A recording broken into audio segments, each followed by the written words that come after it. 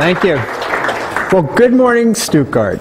Very happy to be here at the Reliability Days conference. It's the end of my European tour. Okay, I'm Adam Barrett. I'm the owner of Apex Ridge Reliability. Apex Ridge is a reliability engineering consulting firm based in Boston, Massachusetts.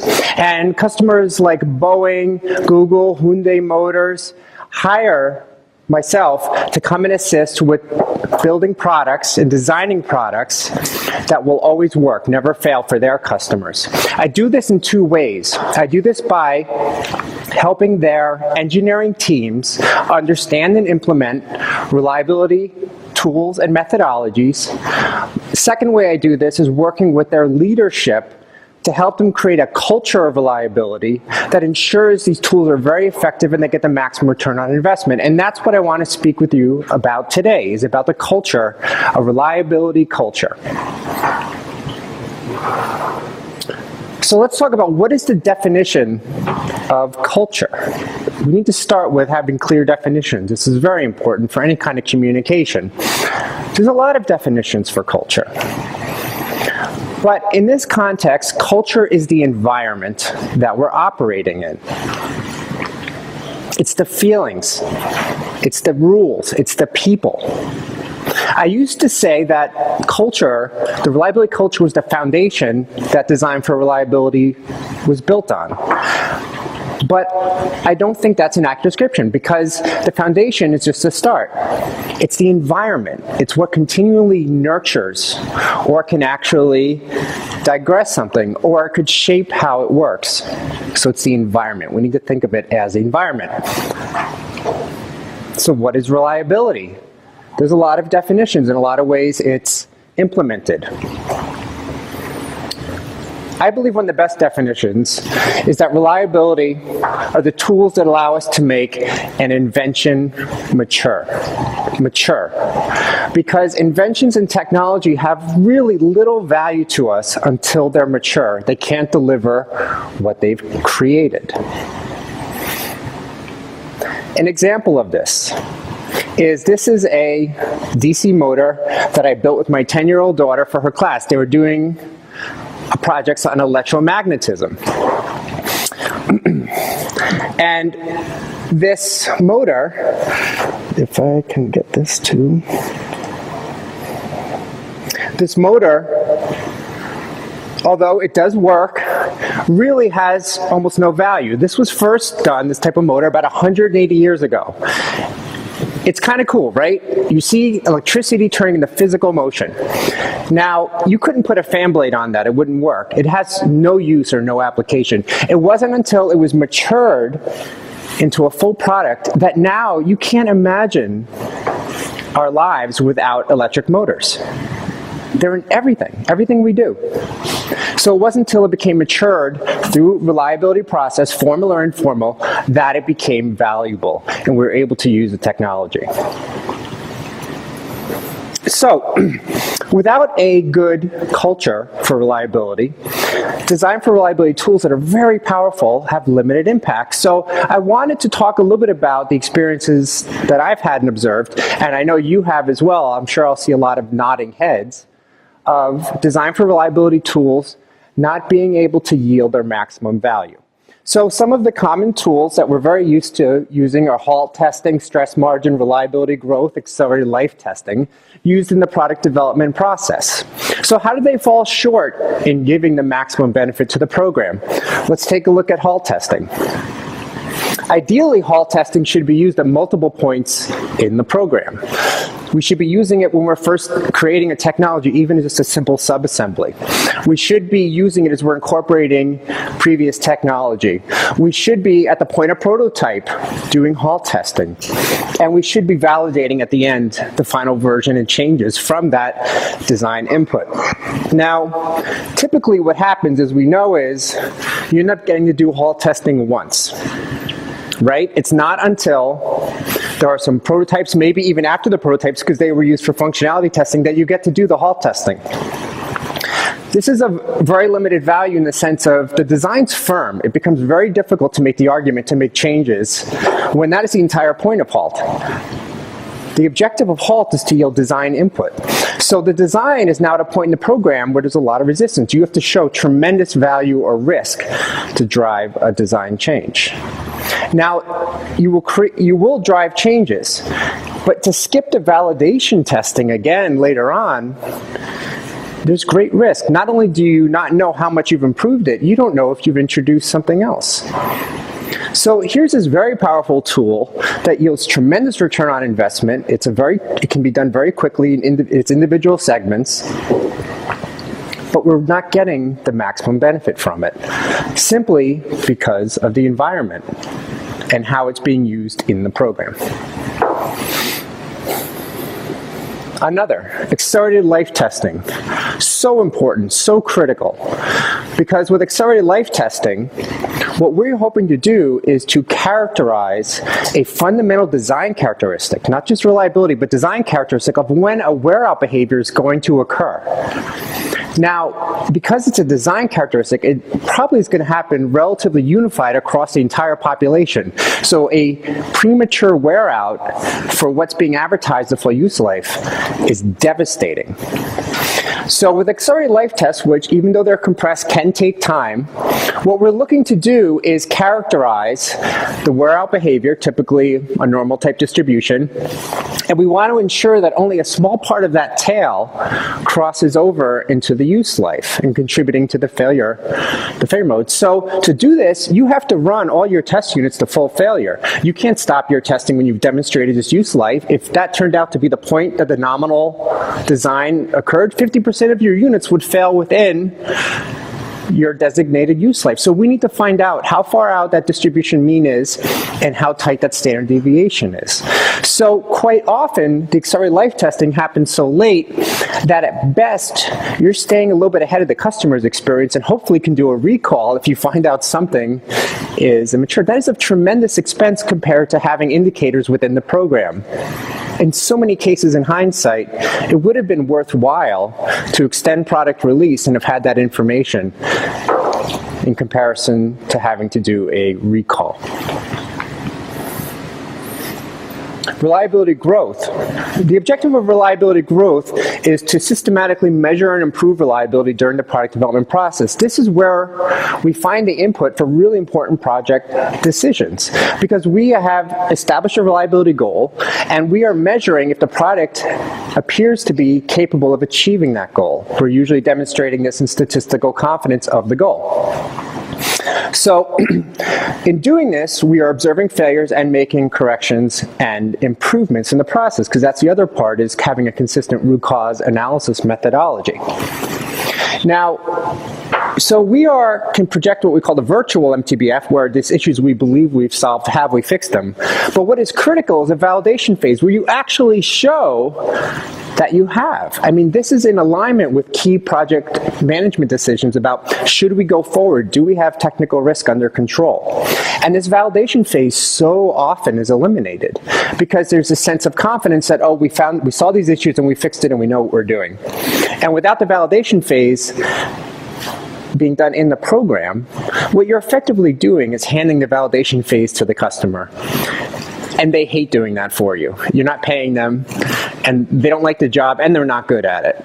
So in a very high percentage of reliability growth programs, you will see this pushed out by the pressures of schedule and budget. And again, that's the culture and the environment that these tools are being applied. So something interesting I've observed with testing is the difference in concept between test to pass and test to learn. And these don't sound very different, but they are of great difference. Testing to pass means that you're taking a test, there is a goal, and your objective is to pass the test. This is what you do in school, right? You want your best moment to show. You study very hard, you don't care if you forget afterwards, but you're looking for your best performance. Test to learn is I am looking to measure, observe for the point of improvements from the test results. So these are very different. And I see a lot of programs that start off with the test to learn mindset, but quickly become the test to pass mindset because nobody wants to be the one slowing down the program. That you want to pass your tests. The engineers have great interest in making sure that their features and technology are not the ones slowing it down. So how important is that mindset? It sounds kind of small, right? Not too big of a difference. How about this? I'll put you guys in the hot seat. What if you were in charge of developing an entirely new type of airplane? Now, that's great, and you have a program that you're accountable for, you have a budget, and you have a schedule. What happens if your family is going to be the first passengers in that plane? Are you running programs test to pass or test to learn? Are you want to see it pass the test, or do you want to learn about every possible failure mode that could occur so you can address it? So think about that for a moment when you're doing testing programs. Are the project leaders testing to pass or testing to learn? Would they put their family in the airplane that that program created? So, I'm going to be going into some tools and techniques that I've developed and implemented and seen success with in programs. And I'm going to be talking about and sharing some scenarios that are probably very common with you about the type of negotiations that happen. And these tools and techniques you're going to be able to take next week when you go back to work and begin to implement them. They are methodologies that help shape the environment the way the environment shapes the program. So I've also, in this you'll see, made markers that at the bottom of the slides, because it's shared responsibility. We can't just put this on the leaders of the organization. So if you see a blue marker and you're a manager or a leader, this is an opportunity for something you can implement right away to help your programs. If you're a reliability engineer or a reliability leader, the yellow marker indicates a tool or technique that right away you can implement and begin to benefit the programs. So let's start talking about both sides of the negotiation table. So much of it is negotiation. We start off in agreements of how a program is going to work, how things are budgeted and be allocated, and then there become these points of intense negotiation. On one side, you might have somebody who's interested in warranty objectives. Somebody else who's very interested in reliability objectives is sitting there next to them. Time to market and developing new technology may be on the other side of the table, and they're competing for resource. These negotiations happen, and they, of course, get triggered when there's pressure. Now, you might have a discussion like, what is the true time to market if we have a field recovery phase? That's a good point for reliability to bring up. You're pushing for time to market, but have you really counted, if you look historically, all the other time we spend recovering once released? But there's a good argument, too, with the time to market people saying, well, what's the point of releasing technology too late? I can't sell this. I don't care how perfectly it works. It's out of date. And that's the balance we're looking to achieve. And neither one should have absolute power. They should look at the objectives of that program and product, with their market share, typically, sales numbers, and figure out what the right balance is. So the customer can suffer. Now, I want to share an experience I had, not as a reliability engineer or reliability manager, but as a customer. So this is an interesting experience I had recently. So this is when I'm in love with my boat. I have a ski boat on a lake, family enjoys it, love this boat. It's fantastic. It's a competition-style ski boat. It's 20 years old. I bought it just like 4 years ago. And I felt that was a good thing to do. Get a very, very high-end boat that had very low hours on it. I know how to fix things. And, I shouldn't have to. It should be very reliable. Now, this is me when I hate my boat. I spend way too much time with this, right? Anybody who has a boat understands this.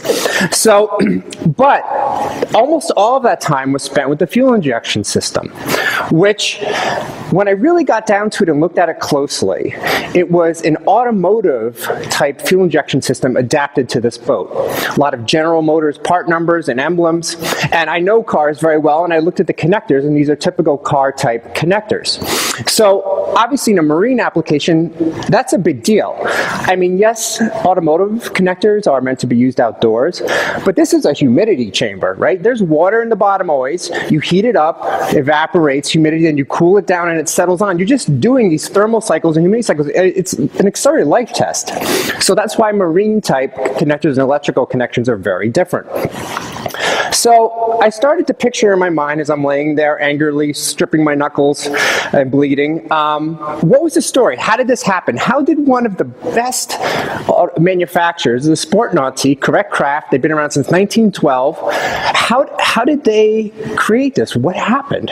So I'm there and I'm thinking about it, and I'm like, I know what happened. Boats have always been much more conservative in adapting new technology. So fuel injection really was just beginning to be adapted in the mid-90s, where with cars they'd had about 5 or 10 year jump on that. So, and this was the first year that they had fuel injection. So I quickly came up with the story in my mind of what happened, because I, in fixing this, have tried to get schematics for the electrical system and the computer. Like, they don't exist. I mean, this is a really advanced engineering company. It's 100 years old, and they don't have the schematics for this specific model. Highly suspicious. I am quite confident there was a boat show in 1997 that the manager said, we are going to demo fuel injection for this. And the engineer said, that's like 5 months from now. I don't know how we're going to do that. And they frantically adapted what they could to have a fuel injection system to release for that boat show regardless. So not a very well-balanced program decision.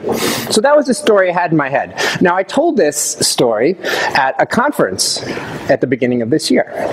And then I got a really interesting phone call while on vacation this summer, and it was a number from Michigan, where the automotive industries are. And I picked up, and it was a gentleman who said, I'm a reliability engineer, and I saw a video of your conference, and I was hysterical. I was laughing so hard, and I called other people I knew to come watch it.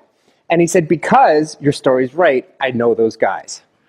So it was confirmed that what I speculated was correct. But I have a different feeling about the company now. Here's a brand that I respected greatly, and now I'm like, wow, when the pressure's on, they're willing to make some compromises. Okay, so let's jump into this. When we start a product development program, there's a lot that goes into our product specification document, right? There's marketing goals, there's new technology, there's how to take our legacy technology, what's the supply and demand, and all of this goes into a product specification document that's going to drive the entire program, and everybody agrees this is the right balance. They figure out a schedule, they figure out a budget, but so often at the end of the program, you could look at that product specification document and look at what was created and see a tremendous discrepancy. So what's going on? Nobody wanted that. Everybody agreed in the beginning. Let's try to dissect that a little bit and understand. Well, if we take 4 common product factors, something such as features, cost, time to market, and reliability, that product specification document and goal had some balance, right? For every give, there's a take. You can't have all of them. So let's take something like an iPhone. Where does it fall on this? An iPhone falls around with high value put towards reliability and features. And you can see this very clearly. It has a metal case. It has screws holding it together. A case, a simple electronics product. So many are plastic. It has very high-end cameras and a lot of features. So let's take a look at a different type of product. And they are both, by the way, both these products in the right point where they should be. How about a simple handheld drill, the type you or I would purchase for home use? Cost is their dominant factor, because for us as a consumer, we use very low duty cycle, so we're not going to really wear it out. It's unlikely. And if it fails, I get to go back to watching the game, right? And I'll buy another one later and fix it. It's not as critical. So in this product, you'll see it's plastic housing, even though it's a very physical product compared to the Apple. It has a plastic housing, very few screws, very few features.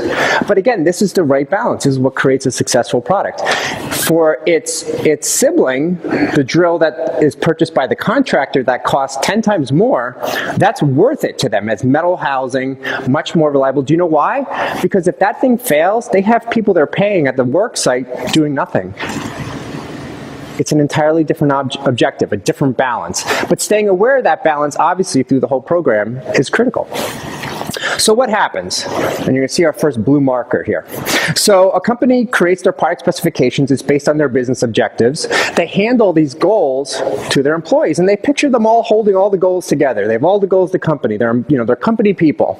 But in reality, what happens? Individual roles pick up individual goals and hold them, right? Project managers. What do they worry about? I know you all, I can ask everyone to say the same thing, schedule. right? That's what's critical to them. R&D engineers, of course, it's new technology and new features. Now, are these people just not concerned about the product or the company? That's not true at all. They care. But think about the culture and the environment they're operating in. What is a project manager told? They are told that they get a bonus if the product releases on time. Very personal. They keep their job if it's released on time. That R&D engineer is told, it's implied they'll get a promotion if they invent the next great thing. So even myself as a reliability engineer, very passionate about reliability, if I was put as a project manager on a project, I would not sacrifice schedule for reliability. I would take the risk.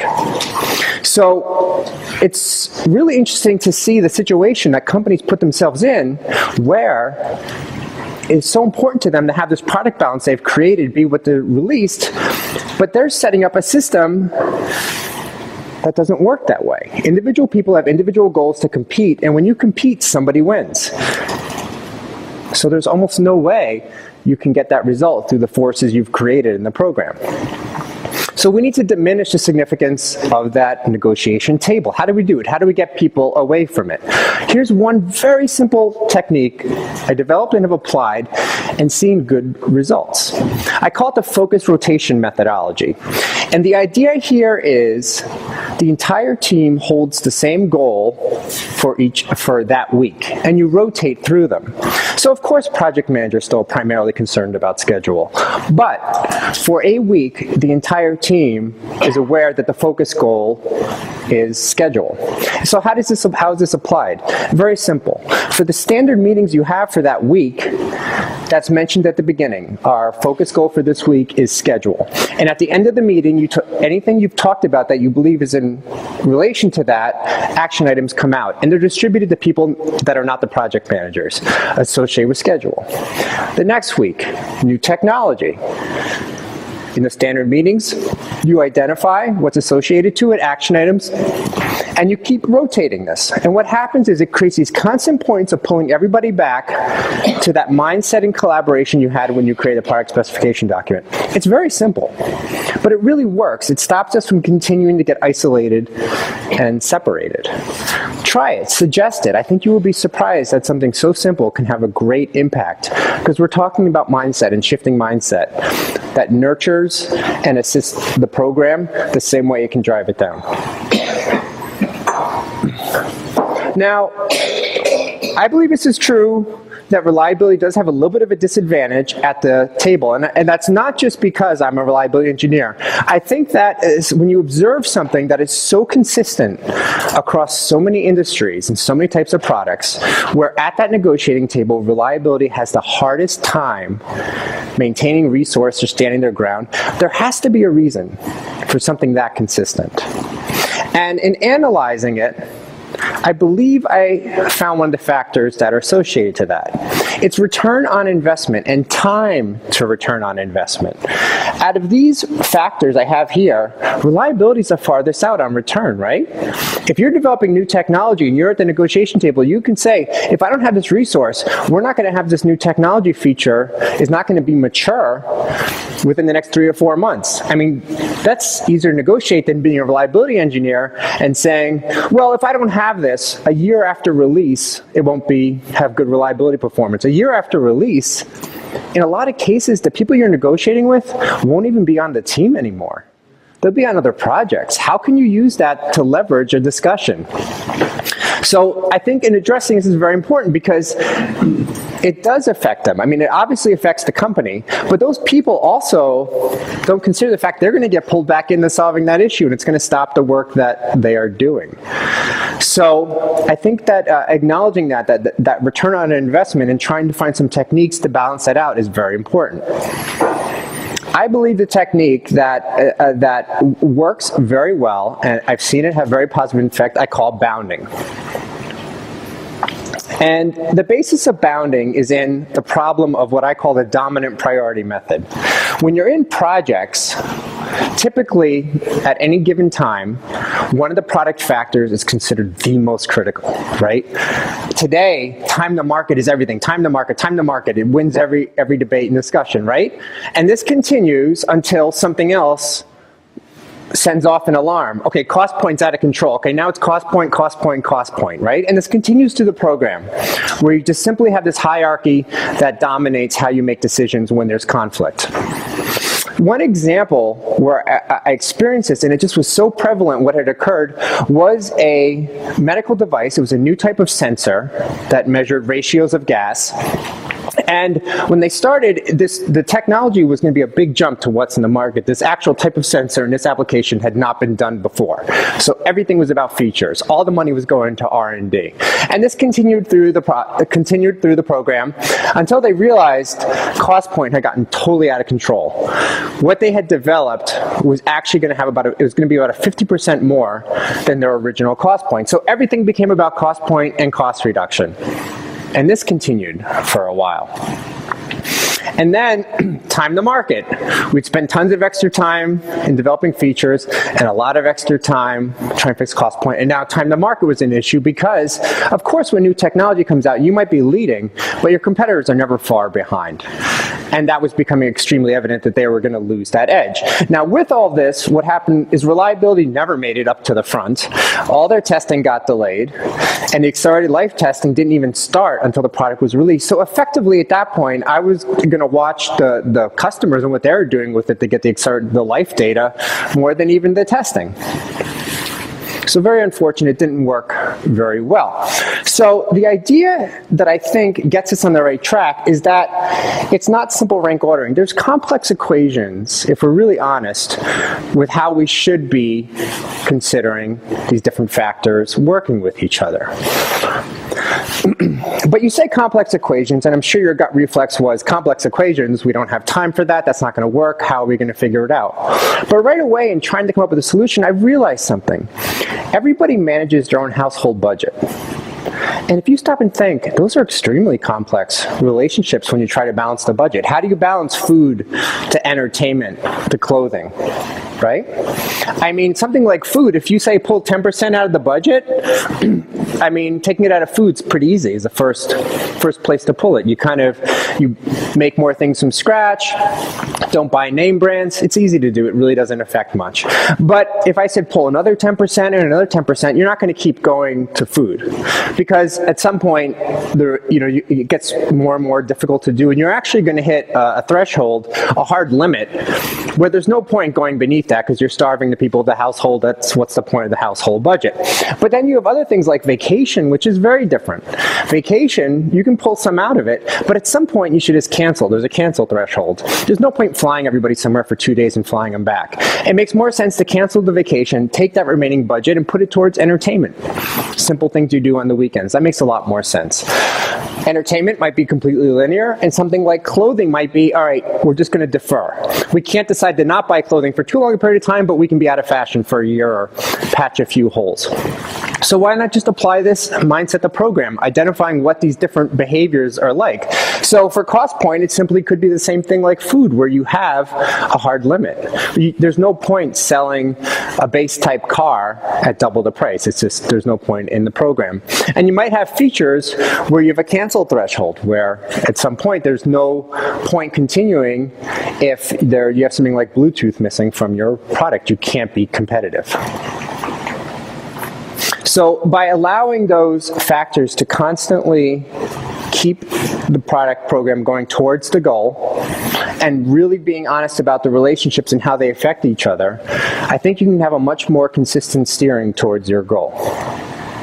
So a lot of the points that you have this discussion, though, are triggered by design freezes. I think we're all familiar with the idea of design freeze. And there's usually possibly 4 points in the program where you do have freezes. You might have a specification freeze, a concept freeze, the design freeze, and maybe a tooling freeze in the program. So if you think about it, the idea there is, with freeze is, it's a put your pencils down, right? Remember when you're in standardized tests, and they tell you, put your pencils down, you're done. That's it, not negotiable. this is not the right type of tool for this application because that's never the way it actually goes. When you see a tool or method applied and it never actually is done that way, there's always negotiations when you come to design freeze. When you see that, it's not right. Something needs to be changed. So what I've found is if you look at the way the behavior really occurs, there's a period beforehand where you have a chill, right? Effectively a slow firming up of what is flexible or can be negotiated. So I think creating a relationship between us and acknowledging that if in a reliability test you are finding risks to the product that's being developed, what really happens in those hallway discussions is how much of a risk versus how much does it affect the program. And as you get closer to the freeze points, it gets firmer and firmer. It gets harder and harder to decide to make that change. You have to have greater and greater risk. So what occurs is this very clear understanding and awareness of this with the reliability team having these inputs going back as opposed to other people standing strong to simply protect those freeze points. So in creating that relationship of risk versus program impact and trying to find a way to even make it quantitative, we can, instead of freezes, have an understanding of the changes in firmness in the program and if things can be affected. And I'll talk a little bit more about that later on. Another method that I wanted to talk about is based on the idea that when there's program needs, that's when we select a tool, right? We have a need for something, we select a tool. In this case, we have a decision we have to make at alpha, we need information, let's get a tool. Now, if that information comes much later, it's of much less value if it's past that decision point that originally was the intent. And this happens over and over again. A methodology that I propose, and I've seen some good response with, is I call anchoring. And the reason why I call it anchoring is an anchor is a marker. It holds something in place, and it takes effort to relocate. It's not that you can't relocate it, it's that you have to consciously relocate it. So how does this anchoring methodology work? Very simple. There's 2 points, there's 2 anchors. There's the intent, and there's the delivery anchor. So in this case, if you had a need, such as you need design robustness input, you would select a tool like halt testing. And your need is at the design freeze for this information, with that firming chilling coming up to it is with regard to if it can be implemented. But it's obviously of low value when it's completed out there. So that is, as I point out, one area of concern that we're looking to mitigate against. But there's another as well. What if it is on time, but there's an iteration, right? You complete a test, quite often you want to rerun it because you've discovered something and you changed something. So now that information you needed, the really helpful information is, again, it's late. This wasn't accounted for. The method is simple.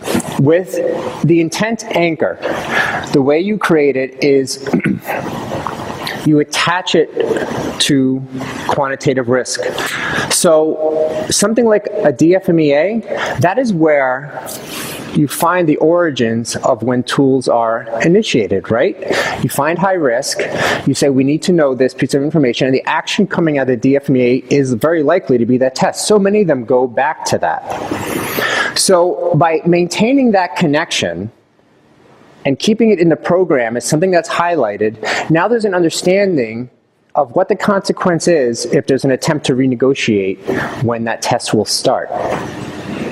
Because now the whole team, it's not just a reliability engineer, the whole team has initiated that. Because the whole team was at the DFMEA. It's their action item. From their analysis is the reason why the tool is done. And that connection is maintained. That's an entirely different discussion to have with the team when there's compression from cost or schedule. So intent. It's a simple word, but it's a very important word. So how do you create the delivery anchor? Well, the delivery anchor simply looks to the intent anchor, the intent. So there was either need to help a business decision or design input, and we have to look at the delivery. Is the delivery going to match that original need?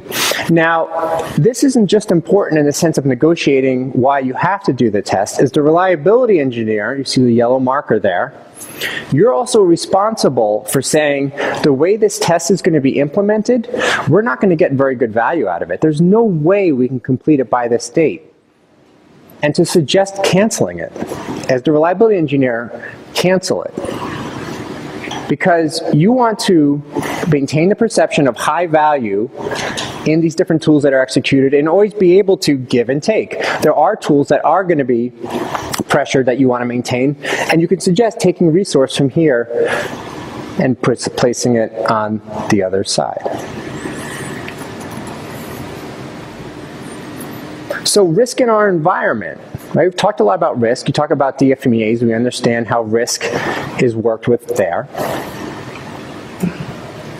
So we should be using risk assessment for program decisions, not just product decisions. It's a good technique to quantitatively look at risk that typically previously was kind of hypothetically and evaluated from individual positions, and putting numbers to it and then sorting it by that and having the entire program be in synchronicity. Why don't we do this with program decisions the same way we do with product decisions?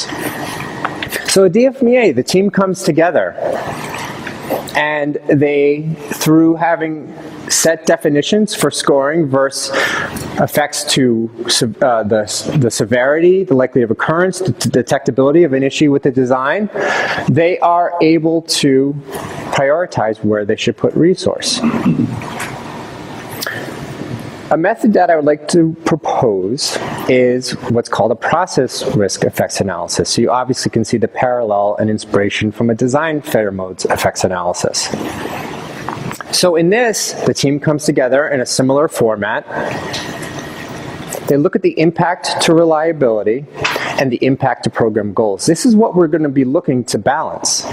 We need to make decisions when there's an issue for a program. Which do we do? Where's the greater risk? To the product or to the program? So warranty and sales are 2 points that I often like to put a quantitative scale to, the way we do for severity, occurrence, or detectability for a design. And time to market and features are the other two. And you can see the time to market and features are correlated to the program. And the warranty and sales are correlated to the impact to the reliability of the design. This is an example set of definitions, the way you would do severity, occurrence, and detectability, a 1 through 5 scale. So for warranty, you can see here, 1 might be low warranty cost and a highly reliable product, so it's of low risk. 5, loss of future sales and a high dollar warranty cost is the effect of not addressing this issue. With sales, you can put a range that's appropriate with regard to what's considered a high sales loss versus a low. And then features, obviously 1 is you have all planned features are going to be completed in time and be mature. And then 5, you're going to not have this for some of the key fundamental features. And time to market, 1's on time, 5 is late. And the actual numbers only need to be agreed upon in advance. But of course, for different types of products and programs, the actual range will be different. So how do we use these numbers? Very simple. We're looking to see, after creating these measurements on these risk factors, where are we being driven to mitigate the most risk to the program, not the product? So a simple equation is you have a balance factor, which equals the warranty times the sales minus the time to market times the feature score. So if the B is negative, the freeze should be held. You shouldn't negotiate or change the way the program structure is going to be to mitigate that risk. It turns out the impact to the program is much greater. And if B is positive, the freeze should be flexible. The risk to the product is so high that it's very likely that the final outcome for the product and the program, where you might have things like recovery phases later, should be mitigated and given priority. So a simple example would be, we, at a point in the program, realized we had an issue. We do the PREA process. We give the warranty a score of 3, sales a score of 4, time to market 1, features 3. We end up with a positive value of 9. So with this positive value of 9, we realized quite strongly the freeze gate should be flexible.